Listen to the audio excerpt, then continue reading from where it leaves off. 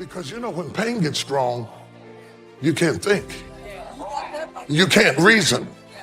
When pain gets strong, you can't figure things out. Sometimes we are so engrossed with the pain that we don't get the point. You can have pain so bad it makes your blood pressure go up. You can have pain so bad that you lose your appetite. You can have pain so bad that you stop eating and you stop talking and you stop believing and you stop smiling and you don't have your personality because your pain is stopping you from being who you are. To find your way in life, it's not an external search. It's an internal search. God equipped you at birth with what you needed. Every last one of you gifted. God never created a soul without giving them a gift.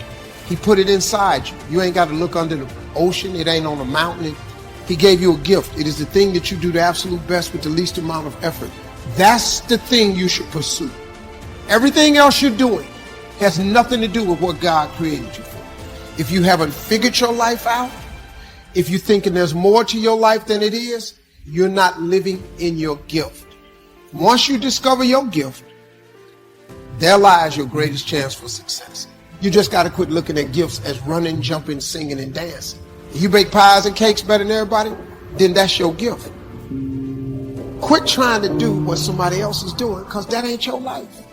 If you knew the path I took to get here, you would not take it. If I'd have knew the path I was going to have to take to get here, I would have changed my destiny a long time ago. That's why God don't reveal it to you. He shows you what it could look like, but he don't show you the route, because if he showed you the route, you'll turn around.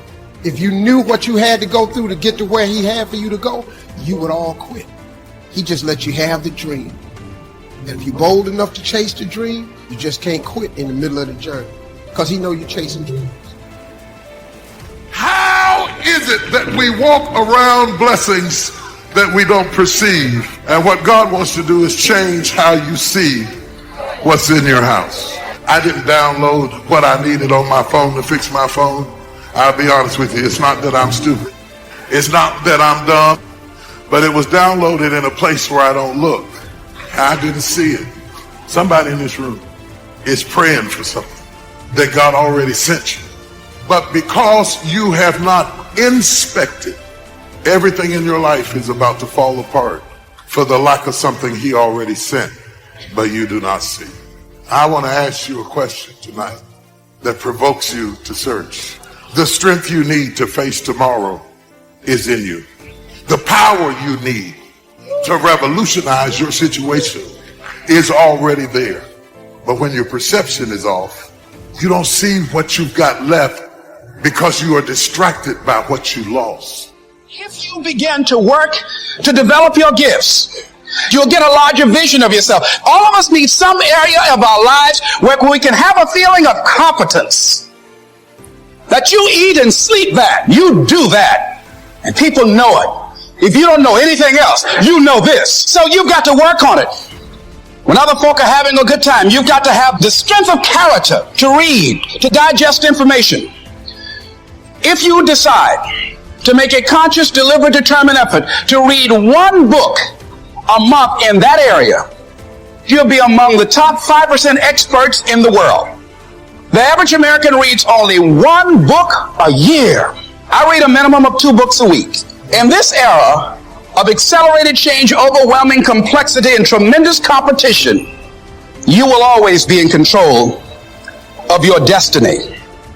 May be tough now, but keep the right perspective. Victory is in your future. Healing is in your future. Abundance, breakthroughs, freedom is coming your way. Yes, the giants may be big, but our God is bigger. The virus may be powerful, but our God is all powerful. I'm asking you to be a Joshua, be a Caleb. Think power thought. Think can-do thoughts. Think victory thought. Don't look at how big the problem is. Look at how big your God is. He parted Red Sea. He closed the mouths of of lions. He brought the dead back to life. That obstacle is no match for Him. He didn't bring you this far to leave you. When you believe, all things are possible. Get your thoughts going in the right direction. The scripture says, when the enemy comes in like a flood, the Spirit of God will raise up a barrier. You're not fighting this battle on your own. You have the most powerful force in the universe fighting for you. He's pushing back forces of darkness, keeping that sickness from taking you out, moving the wrong people out of the way. All through the day, I am well able. I will overcome this obstacle. I will defeat this sickness. I will rise out of lack and struggle. When you think like that, the Creator of the universe goes to work. Miracles are set into motion. It's significant that the 10 spies were negative and 2 were positive. It's about the same today. 80% of people will be negative. 20% will be positive. 80% will focus on how big the problem is, live afraid, tell you how you won't get well. If you're going to fulfill your destiny, you have to go against the grain. You can't just fit in and be afraid like everyone else, complain like the other co-worker, be negative like that neighbor. God is looking for some Joshua. He's looking for Caleb. People that stand out. People that believe when it seems impossible. People that aren't discouraged by how big the opposition. If this is going to happen, you have to guard your mind, because negative news spreads faster than good news. Joshua and Caleb said, we are well able. That news didn't go anywhere. When people heard the giants were too big, that they didn't have a chance, that spread like wildfire throughout the camp. Negative thinking is contagious. All around us there's negative news. How bad the sickness is, how bad the economy is, analysts telling us what could happen, how it may get much worse. I'm not faulting them. They're doing their job. It's good to be informed, but you can't let that poison stay in your spirit. If you keep dwelling on that, then you're going to end up afraid, worried, panicked, thinking you're not going to make it. When you think like that, it's a negative cycle that keeps drawing in more fear, more worry, more defeat. Isaiah 8 says, do not think like everyone else. Don't be afraid that some plan conceived behind closed doors will be the end of you. Do not fear anything except the Lord God Almighty. If you fear Him, you need fear nothing else. He will keep you safe. You don't have to fear the virus, fear what the economy is going to do, fear the future. Just keep honoring God and He will keep you safe. He'll defeat your enemy. He'll do what medicine can't do. He'll turn that child around. This says, don't think like everyone else. Don't think like the 10 spies. When the majority is afraid, worried, negative, you have to be on the offensive and say, no, I'm not falling into that trap. I'm not going to think weak, defeated thoughts. I'm going to think power thoughts. I know my God is still on the throne. I know Him being for me is more than the world being against me. Out of these 2 million people, the only ones that ever made it into the promised land were Joshua and Caleb. It's not a coincidence that they were the only ones that thought power thoughts. You can't reach your destiny thinking negative, limiting thoughts. I was out riding my bike the other day, and I had this same path that I traveled down. It takes about an hour. Most of the route is flat, but there's this one very big hill. You have to dig down deep and really push to make it up that hill. I like to exercise. I always get prepared for this hill and enjoy the challenge. But this particular day, I was tired. I'd worked out hard earlier, and I'd been traveling a lot, not had much sleep. About 10 minutes into my ride, I started thinking, I don't want to go up that hill. I don't feel like it. I don't have the strength.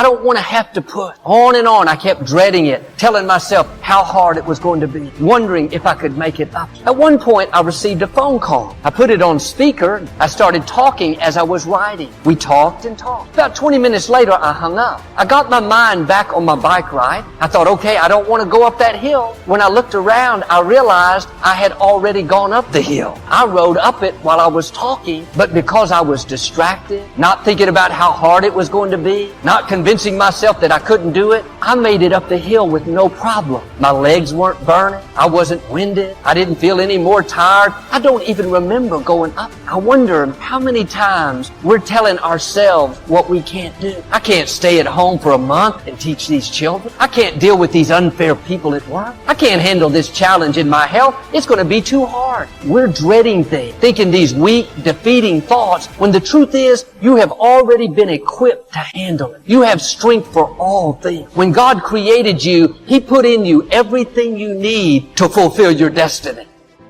You've lost touch with who you are, the core of your being. You're on social media too much. You're listening to what other people are telling you. You got to listen to yourself. You got to cut all that shit out. You have to.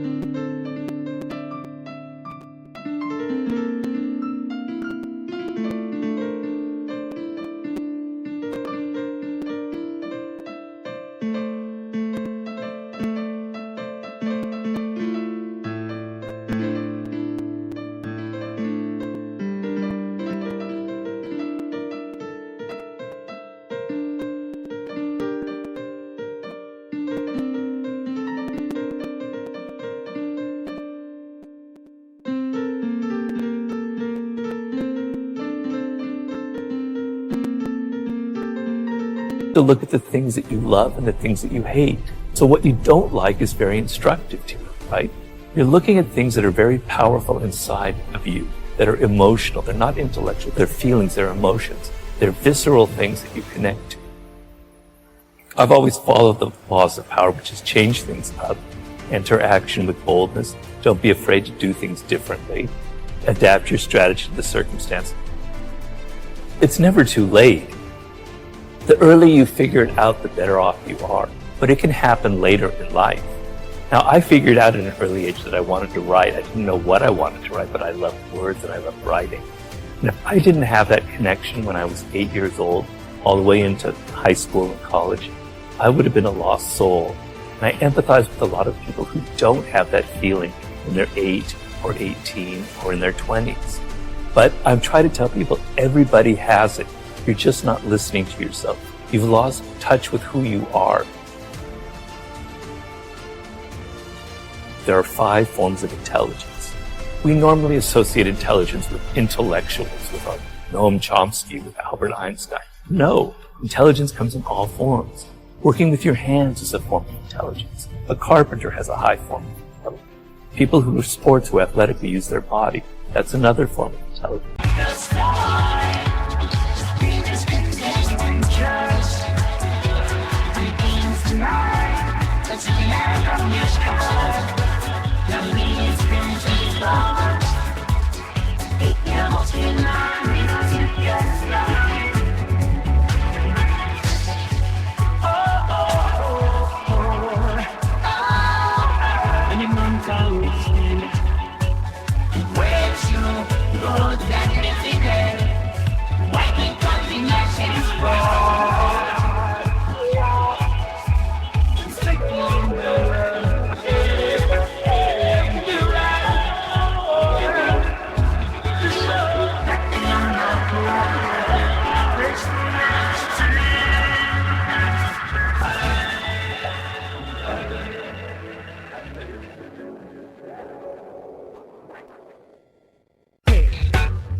There's music, there's math, there's language.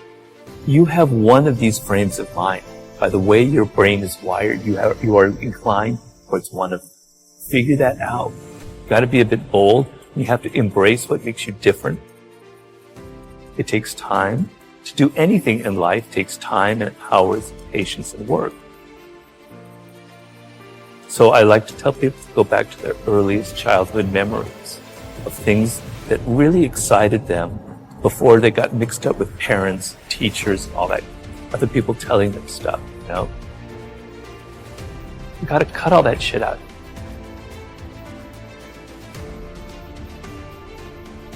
You know, I was frustrated, I was depressed.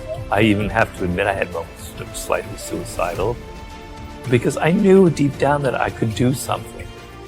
I was different from other people, I had different experiences, you know, and I knew that there was something I needed to express. There was a purpose to how my life had unfolded, but I couldn't find it. I had tried everything. I had tried every form of writing, every possible endeavor you can imagine. It just didn't click. So I was very deeply frustrated. And the frustration, I tell people, it's a good thing. Negative emotions are trying to teach you something. They're trying to teach you the opposite.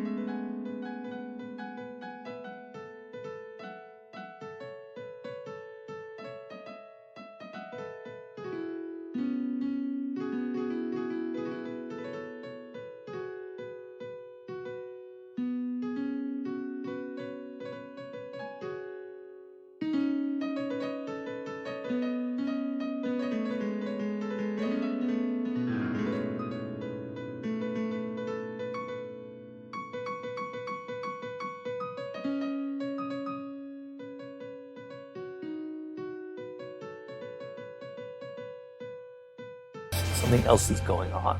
Frustration, what would be worse than frustration would be despair, giving up, no hope. But frustration is a sign that you haven't given up. You know you can do something, but you haven't figured it out. So when you have those kind of feelings, look at them and there's something positive. So I knew that there was something I was meant to do. I just couldn't figure it out when.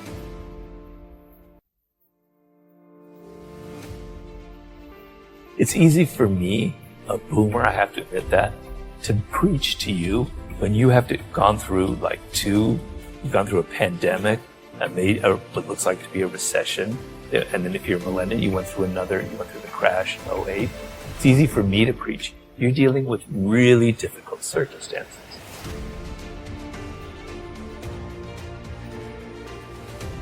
So a lot of people are rethinking their lives. They don't want to work at crap jobs just to get by. And I applaud that 100%, right? That's great. So you want to think about working for yourself is the ultimate position in this world. And even though times are difficult, even though it may seem like just a dream, there's so much potential out there for entrepreneurial spirit, for creating your own startup, for creating your own podcast, for going your own path in life. You don't have to follow others.